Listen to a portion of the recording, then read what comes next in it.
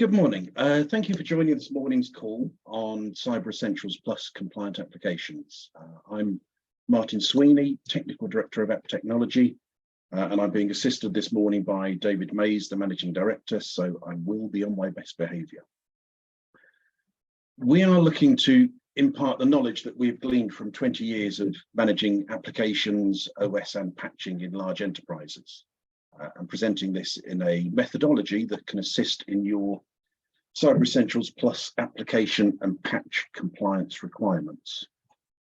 Looking at the attendees on this call, we have people whose organisations are already CE Plus certified, as well as those at the other end of the initial journey, who want to understand the commitments needed to achieve CE Plus compliance. This presentation has been designed to include both starting positions in its approach. Before we start, just a little bit of housekeeping. Some of the following slides are busy. I can't do much with that. There's some fairly technical content. It may help if you could click the viewing option drop down. I think it's in the top middle of your screen on this call, and change that to full screen so that more details are visible. During the presentation, we'll be gladly take questions. If you can type these into the QA box. I believe the QA submissions option comes up when you hover your mouse on the bottom middle of the screen. Your submissions can only be seen by yourself or by myself or David. We've also had some questions from attendees that were submitted in advance, and we'll cover these at the end of the presentation if we have time. If not, then we'll come back to you directly. Final housekeeping point, if you'd like a copy of these slides, then please just enter slides in the QA window. The scope for today is applications and patching. CE Plus does cover a wider remit to include networks, firewalls and devices. And obviously there is an overlap here, for instance, patching on devices. But we will be concentrating on meeting the CE Plus technical controls for application and patch management. So let's have a look at the agenda. Introductions we've already done, so that's one fewer slide for you, you'd be glad to know. We will look at Gartner's views, highlighting why Cyber Essentials Plus is important today, and we'll touch on the difference in approach from the application and OS management cycles of the past. We'll then discuss the main technical controls for a CE Plus compliant approach, and we'll cover what great looks like and then what incredible looks like. We'll highlight the importance of a methodology for CE Plus compliant application and patch management, and finally we'll cover the business outcomes of getting this right. In effect, how to make you look good and be a safer organisation. As a starter, let's look at why Cyber Essentials Plus is important to organisations today. These are the key Gartner predictions for cybersecurity risk, and I expect the first one impacts a lot of people on this call. CE Plus has in effect become a minimum expectation for enterprise supply chains.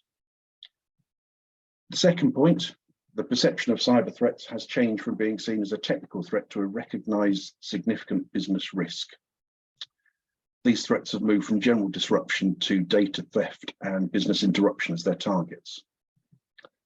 And lastly, it's also predicted that performance against cybersecurity threats will be part of performance-related pay for executives in the next 4 years. So it's serious business. For App Technology, our CE Plus certification is a requirement for government work, NHS, council, central government, but it has also become a de facto requirement in any formal tenders. However, achieving CE Plus wasn't just about our ability to tender for and win projects. The processes have also saved cold hard cash in licensing and managing OS migration cycles, which we'll come on to in a few slides. As a baseline for application security activity, you should really ask, why wouldn't you pursue CE Plus certification? Estimates suggest that following the technical controls will prevent around 80% of cyber attacks, which is a great starting point for any organisation. And with the NCSC freely publishing baseline standards for the likes of Intune Win10 management, why would you not? So the crux, what are the main technical controls for applications and patch management? Well, this slide covers the most impacting technical controls. My apologies that it is quite a busy slide. The general showstopper is the 14 days patching period, which is far faster than most enterprises are used to working at, with Apple patch assessment and deployment processes typically taking many weeks or months from start to finish. The CVS level 7 or above is interesting when looking at the patch volumes. Level 7 and above equates to high or critical vulnerabilities. So the National Vulnerability Database for CVSS shows 30% of vulnerabilities fall in this range. However, 60% fall into the medium vulnerability range. The reason to not include medium is probably because the challenge may seem too great, with better being the CE plus target rather than best. You need an audit trail for each application. Interestingly, passing a software scan isn't enough. You need an audit trail for every patch or application release or retirement. Your annual CE plus audit, even if you pass a security scan with fine colours, should ask to see the steps involved in the patch release process for successfully deployed applications or patches. So your audit trail is key. You should also have a clear view of your organisation's progress towards achieving and maintaining patch targets, and visual reporting is recommended. Scope-wise, BYOD and home working devices are within the CE scope, assuming they have internet and or corporate network access. Perhaps surprisingly, your outsourced web apps are in scope. So the outsourced SaaS-based HR database that is held back due to a legacy internal Java plugin requirement can see you fail your audit. Interestingly, internally developed intranet web apps that are not internet facing are out of scope, assuming they are not accessed from outside of the corporate network. The next one's a big one. Out of support or unlicensed applications must be removed, or a provision made for management that prevents internet interaction to take them out of scope of the CE controls. And lastly on this hit list, we have turn on auto updates where possible. It makes sense. The question here is, when is possible also acceptable? For some basic apps from known and trusted vendors, then great, but do read the small print. You've got to consider if your business is going to accept that when an outage occurs due to an auto update event driven by a vendor, that you can do little but be caller X in the queue for a resolution. And for some mainstream apps, the approach and vendor changes may not sit well. Everybody defaults to Adobe Reader as an example. For Adobe Reader, currently for the enterprise version, you need the enterprise update server requirement, or you're going to see the recent change to Reader requiring an Adobe user account to run, which is coming your way soon and will cause some issues. As a CE Plus certified organisation, we do ask ourselves regularly, would we be red-faced if we were audited tomorrow? Luckily, if struggling at the point of an audit, there is some leeway in the approach. You have up to 30 days to rectify any vulnerabilities or shortfalls on the technical requirements. Saying that, we have seen some enterprises take years in addressing business critical application challenges, so this may not be long enough. The best practice approach is not to view CE certification as a once-a-year activity, but as a continual process of improvement. If you view CE Plus as an annual car MOT, for instance, you could check your tyres a day before your next MOT and replace them if they're bald. However, you will have been driving around on bald tyres for months, subjecting yourself and your passengers to greater risk. This risk could have been removed if your daily process was to glance at your tyre treads as you approached your car. It's this little and often approach that will reduce your vulnerability profile. So what does a little and often approach look like? Well, it's a change from the way applications and patching have been managed in the past. This slide compares the way enterprises have historically managed applications, patch and image updates over the years, compared to a CE Plus aligned approach. Enterprises have had a fairly static approach to software and patch management. Between OS migrations, application version changes were principally driven by feature requirements requested by the business or against an inescapable critical vulnerability. Historically, application sprawl proliferated between migrations, multiple app versions and divisional-owned applications grew, and there was always a cycle of costly concerted effort to address these at the point of each OS migration. Time pressures have also generally forced less secure practices. We have seen the request to limit user rights at a migration multiple times, only to have a business critical application force admin rights globally, as it probably had done on the previous migration. Also, differing requirements from SAM, procurement, service delivery and IT support drove differing priorities at migration and data sources, and often help was needed to try and drive application rationalization decisions. Under CE+, of course, that all changes. There is a higher level of baseline activity required. Timescales for activity are dramatically reduced. Business approved processes replace waiting for an application or patch management request to arrive from the business. An ongoing monitoring and review of your estate is needed to show progress and to highlight vulnerabilities. So what does a great CE aligned approach for an enterprise look like? Well, as a minimum, to achieve great, organizations should be meeting the following goals.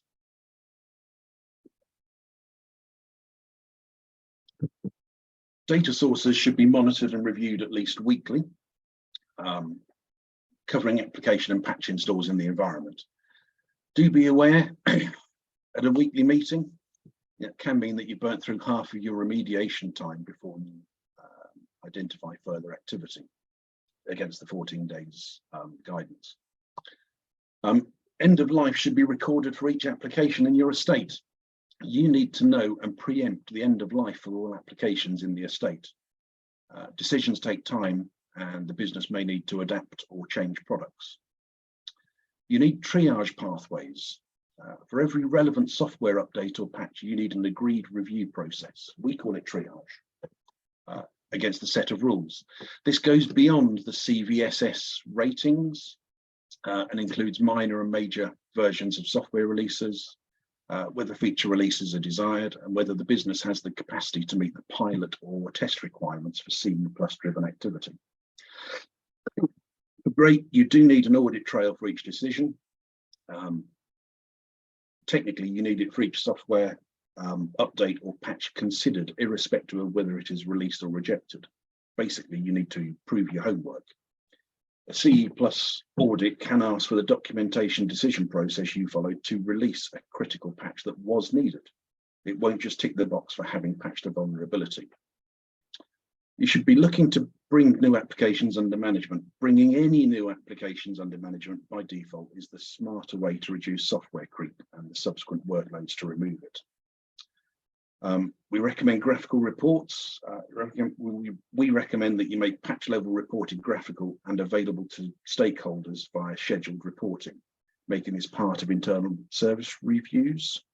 And finally, a great approach is to have a rollback plan for every release and include the trigger points in your documentation. So that's what great looks like. Some of these approaches are tough or require a culture change, but how do you get from great to incredible? Well, to get to incredible, you really need to change user perception and increase business involvement. And some of the steps to achieve that are shown here. So proactive monitoring, live daily reporting and monitoring of your estate for new applications found and patch vulnerabilities identified. By doing this, you're doing a little and often, but on the plus side, compared to doing it weekly, this potentially doubles the remediation time you have to be able to react. Do bring new apps under management. Any application request is processed through release management and deployed rather than approved for a business division or a user to source and install. You should be undertaking ongoing rationalization. You need to rationalize the number of application versions in your estate continually, especially when you have auto updates enabled as well. Removing multiple versions can be a pain and can impact licensing. However, you reduce the number of applications you need to monitor and manage when a security relevant patch or minor software version is released. We suggest that you remove version sprawl before it creates more work to remediate. The next one's also a tough one, automated removal of unused applications. Technically not a CE+ target, but this approach has multiple positive implications when run correctly. You reduce license count, remove older and typically more insecure applications that are no longer needed by the business, and you have the ability to remove the older frameworks that were needed for the older unused applications. You will need a removal approach for unlicensed and out of support applications anyway. So going this extra step should be more procedural than tough. The processes for Incredible have to be sponsored and understood by the business. These are the processes that will improve your security and potentially save license costs. When a user complains that their old version of X has been removed, it should be seen as a defendable value to the business rather than a user complaint. The user can probably have the latest secure version of X deployed and under management pretty quickly, but it will disappear again if not used, assuming it isn't on an exceptions list, for instance. We recommend live management reports showing software sprawl or patch status.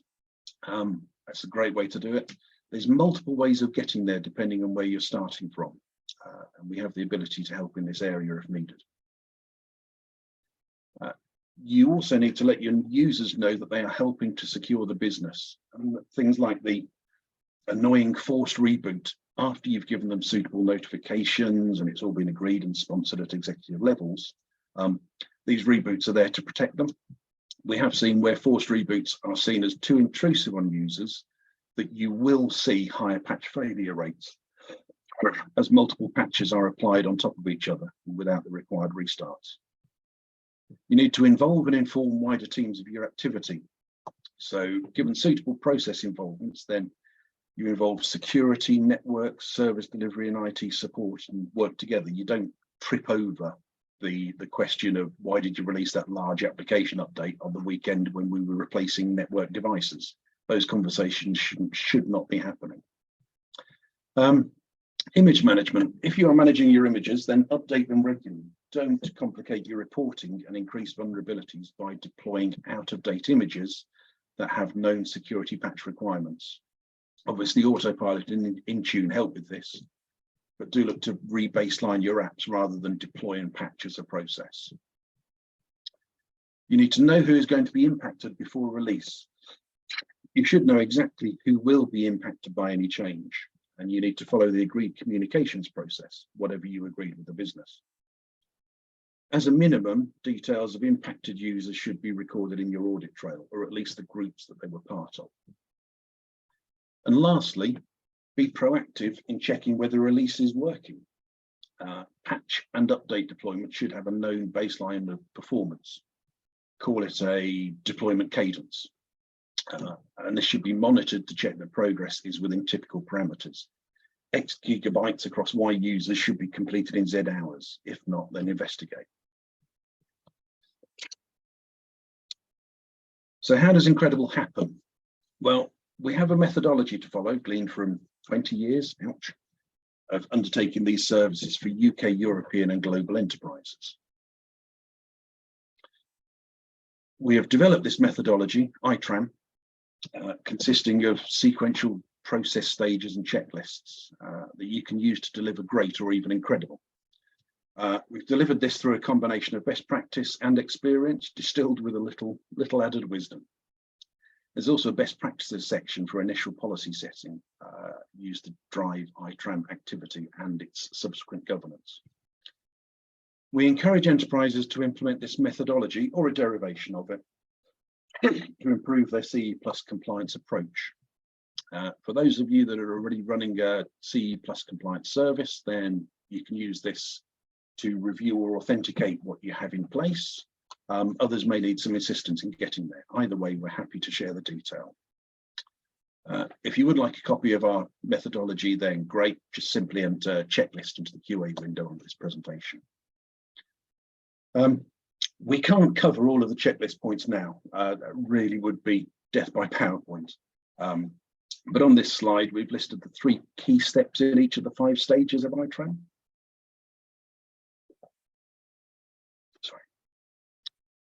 At a high level, you need to know your applications, leverage audit tools, use what you have or consider further tooling.